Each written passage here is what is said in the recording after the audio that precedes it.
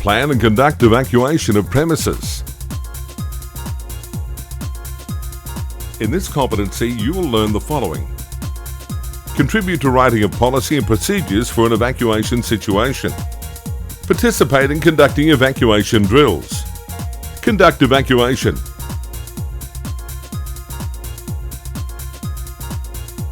Contribute to writing of policy and procedures for an evacuation situation. An emergency, such as a fire or bomb threat, can happen in any workplace. In some cases, it may be appropriate to evacuate a room, a floor, or even an entire building. Your workplace should already have an evacuation procedure in place. It's important that you familiarise yourself with this procedure and that you know what your role is should an evacuation be necessary. When planning an evacuation procedure, your occupational health and safety requirements are of the utmost importance. These must be obtained and reviewed before commencing writing of the procedures. There are many different emergency scenarios that may require a building to be evacuated. These fall into three categories: emergencies such as fires, scenes of crime and accidents; hazardous situations such as physical, chemical, electrical or biological; and threats such as bombs and sabotage. These all pose very serious risk to the safety of the people at your workplace and must be discussed during planning. A system of emergency alerting also needs to be determined in consultation with the building manager, emergency services and fire wardens. This will ensure there is an understanding of the reasons for an evacuation and allow for the correct procedures to be followed. Any outcomes achieved in this consultative process should be incorporated into the policy before it is presented for evaluation by your supervisor, the building manager, emergency services and fire wardens. All information presented must use clear, concise language and needs to comply with any organisational requirements for format, style and structure. Be sure to check what the requirements are in your workplace. You will need to regularly review industry information as well as changes to the building, number of staff and visitors to establish whether there is a need to revise the current evacuation policy and procedures. Participate in conducting evacuation drills. Prior to any drills, the documented evacuation policy and procedures need to be handed out to the relevant people, namely the wardens, building manager and your supervisor. You'll need to make these persons aware of any changes or additions to the procedures, even if it does not directly affect their role. Any further information or support materials that accompany the main policy must be readily available and accessible. Make sure all relevant personnel are kept up to date with the locations and content of these materials. All workplaces must conduct regular, routine evacuation drills to ensure preparation and readiness. Be sure you are aware of your role not only during the evacuation procedure, but in the planning and implementation of drills. These must be scheduled on a regular basis in accordance with organisational procedures and industry requirements. Be sure to consult with the relevant persons throughout the planning of any drills at your workplace. Evacuation roles. It's important to know whom to obey during an evacuation. The following roles may be assigned in your workplace. Chief Warden. These wear white helmets. They are responsible for calling the emergency services and meeting them when they arrive, deciding whether to evacuate and coordinating the evacuation and all other wardens. In the event of an emergency, they can usually be found at the main control panel if the building is fitted with one. Floor Warden. These wardens wear yellow helmets. They are responsible for notifying the Chief Warden of the type of emergency, coordination of the evacuation off their own floor or section, and combating the emergency if it's safe to do so. The floor wardens can normally be found at the communications airphone in contact with the Chief Warden at the main panel. Wardens. These wardens wear red helmets. They are responsible for assisting the floor warden and providing assistance to those needing help leaving the premises.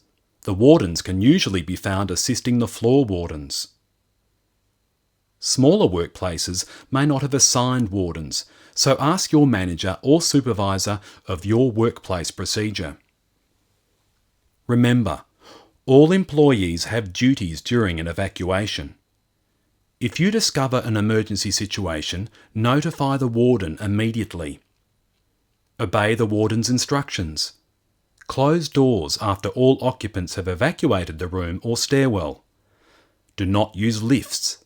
Instead, use the stairwells in an orderly fashion. Do not run, as this may cause panic. Even if your workplace does not follow this procedure exactly, it is your responsibility to know what your role is in an emergency. Evacuation alarms. There are two types of alarm that can be used in an emergency. The first is designed to alert wardens to the emergency. The second is the evacuation alarm, which means all people should evacuate the building or area. If your workplace is very noisy, there may be a visual alarm as well, such as a flashing red light. Evacuation procedures. These vary in each workplace, but there are some general rules about how to deal with an emergency. These are: operate the alarm, notify the emergency services, alert the wardens, ensure those who need help evacuating receive it, and move towards a specified assembly point so that the wardens can carry out head counts. All evacuation drills must be conducted in accordance with the organisational policies and procedures.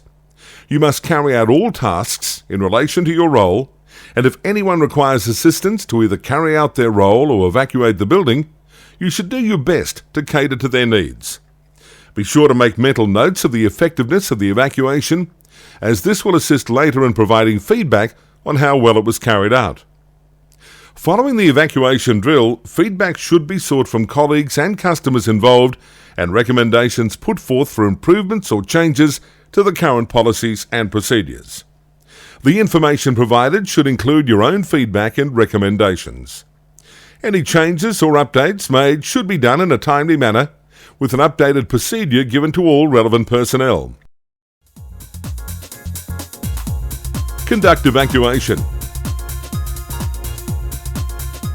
If you discover a situation where you believe an evacuation is required, you must notify the relevant personnel in your workplace and contact the emergency services. All staff must be aware of the number to call to contact the emergency services, even if they are not a warden. For fire, police and ambulance, dial 000 and ask for the required service. Tell the operator the exact nature of the emergency, the exact address of your workplace, and the exact location of the problem or emergency. Keep a list of useful numbers, such as the Poisons Information Centre. Also keep the numbers and extensions of the wardens in your workplace. Keep this list where everyone can see it easily. During an evacuation, there may be hazards which impair or stop people from being able to leave the building. Blocked stairway exits, falling debris and smoke inhalation can all reduce the time and effectiveness of the evacuation. You may need to implement appropriate risk control measures, such as isolating the potential risk, providing access for emergency services or first aid. This should all be done within scope of your own competency, responsibility and authority. In an emergency, you may be required to act outside of your own role to implement these procedures. However, do not carry out any actions that could put your safety or the safety of those around you at risk. Any mobility impaired persons or persons requiring extra assistance should be identified and special arrangements implemented to ensure they are evacuated safely and effectively. The evacuation of the premises must be conducted in accordance with your organisational policies and procedures. This should be carried out via prescribed primary routes, or if this is not possible or practical, by designated alternative routes. All staff should be aware of the designated assembly point, usually outside the building in a car park or a large open area. All personnel must be accounted for here via a head count and/or a roll call. The method for accounting for evacuated personnel will be found in your organisational evacuation procedure.